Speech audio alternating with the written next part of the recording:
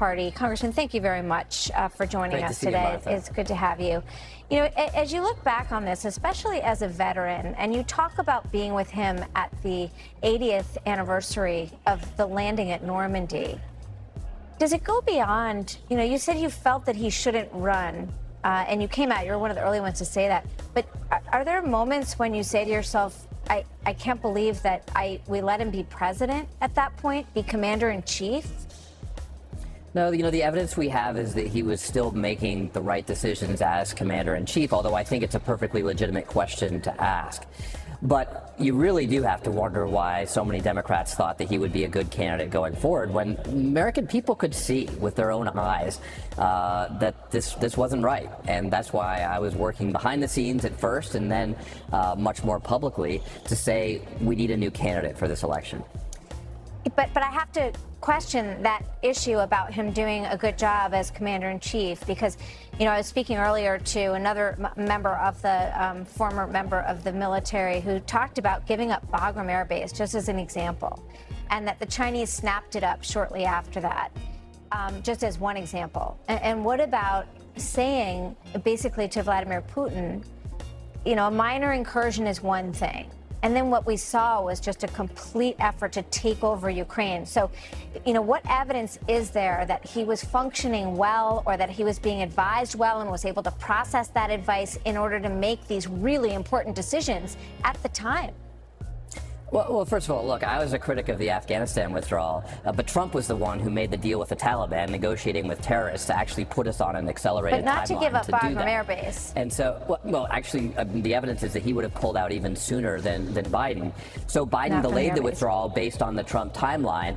I'm not sure that was the wrong decision, but you could certainly ask, you know, should he have completely changed the strategy and say that we shouldn't withdraw from Afghanistan at all? I think these are reasonable questions.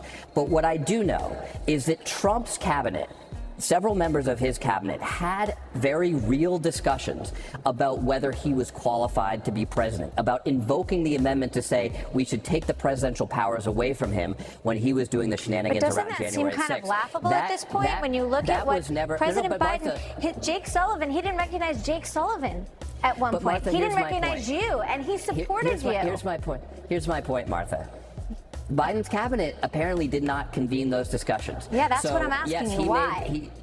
Well, I think it's a good question why Trump's cabinet convened those discussions. Yeah, but that's not the question. And Biden's cabinet didn't. No, it is, because it's a fair question about whether this was well, but the problem is that the American people in the interim went to the polls and decided to elect Trump for another term, and you can argue that's about the way democracies work, Martha. But I'm asking you a very specific question because you were with him on two different occasions and had serious questions about his abilities. 70 to 80% in two different polls, Wall Street Journal and CNN, of the American public said he can't mentally or physically do the job anymore. So really, I think this has become a question, and I think it's a valid question for all of the people concerned. Why was he able to still be the president at that point? Here's my point. I saw him once at Normandy, and I had this question. But the people who saw him on a much more regular basis, his own cabinet officials, never had that discussion, and yet Trump's cabinet did.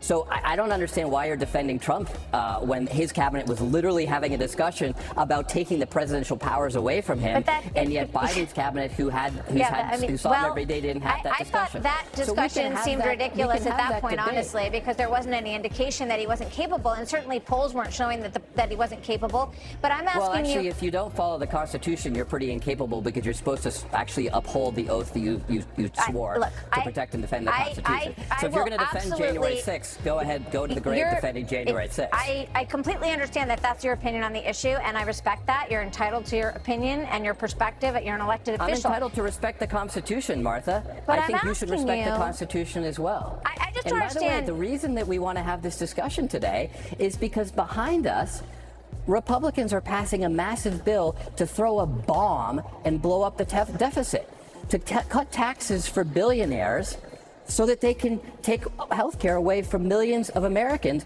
and send a massive deficit to our kids to try to figure out how to pay for.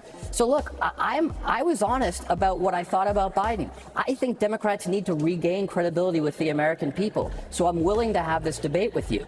But if you can't be honest about what Trump's own cabinet was saying about him, then we can't have an honest debate. They said that. Rob Rosenstein said it. I interviewed him. I'm not saying that didn't happen. I'm just asking why it didn't happen when it seems like there was now so many people, in saying they were really worried about him. And it appears that his family was trying to keep him in place, that maybe people who worked for him were okay with the situation, that they were getting to do what they wanted to do by their proximity to the president. I'm raising this question because, especially as a veteran, I'm asking, given your very clear concerns that you made very early on, I'm asking you if you had that, and you said no, you didn't have that reservation about him as commander-in-chief.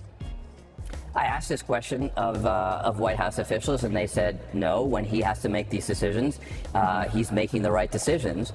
And so, those are the people who are close to him. But I think it's a fair question for you as a reporter to ask these cabinet officials. I mean, I don't have a problem with you asking them that question. But I certainly asked that question. I got answers that I thought were like, look, he might not be in his prime. We could all see that with our own eyes. But he's not incompetent. He's not violating the Constitution. He's not forgetting his oath. He's not inciting an insurrection, right? So those are things that Biden was still able to do right by the oath that he swore to protect and defend the Constitution, which is fundamentally the job that he has as President of the United States. Okay, I understand your thoughts on that, and I thank you very much for joining us. Thank you, Thanks, Congressman Martha. Moulton. Good to have you here. You as well, and thank you for your service. So another